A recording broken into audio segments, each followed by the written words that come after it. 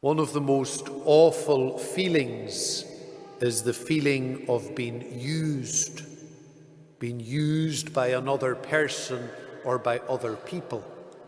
And it hurts us at the core of our being. And this happens because in some way it denies our humanity. Being used reduces us from being a person to being a thing that can provide something specific for another person. There's no genuine love from a person who uses. It's selfishness, it's abusive, and it's destructive. And not only does it destroy the person who has been used, but the user, their humanity, is being destroyed as well. We weren't put on this earth to use one another.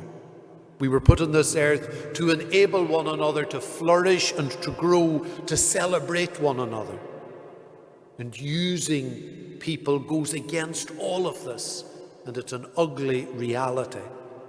When we see somebody else being used by another person, it's horrible. But more than being horrible, it's sinful.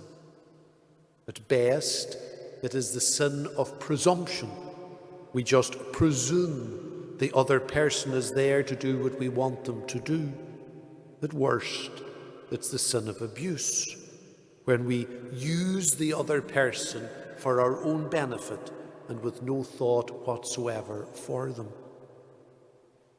And using another person comes from a very self-centered root. I am the center of the world and everybody else is there to serve me, is the attitude that a user has. I assume no responsibility myself, but I expect everybody else to respond to my every need and desire. And perhaps the 5 foolish bridesmaids were users. They didn't take any responsibility. They just went off with their lamps and no extra oil. And then when they needed the oil, they just presumed that the others would give it to them.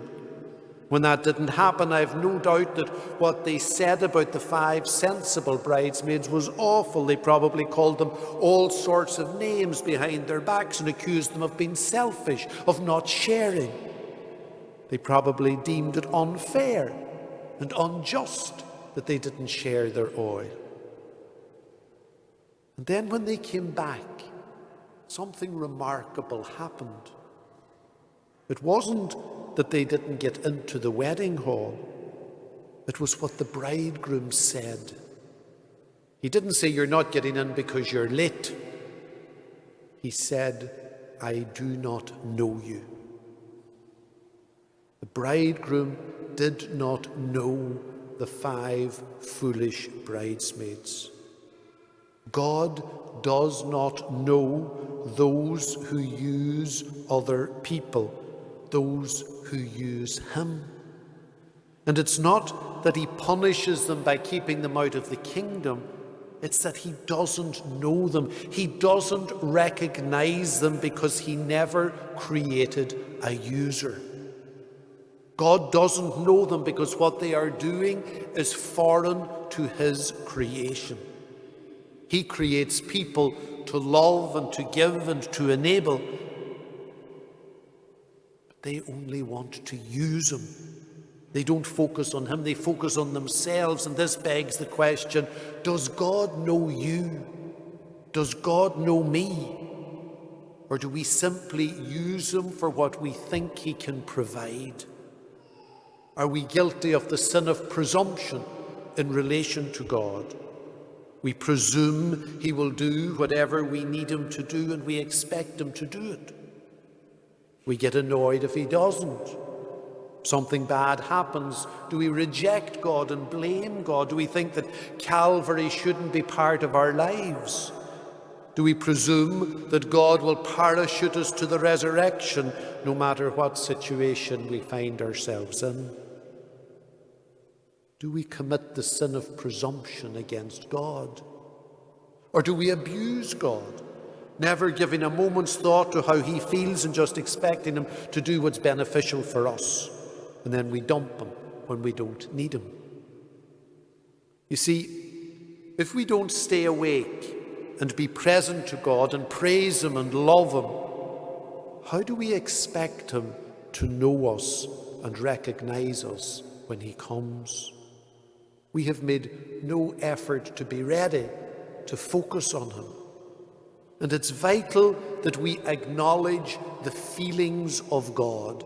God became a human being. Jesus had human feelings. And we know what it feels like to be used. God knows that feeling too.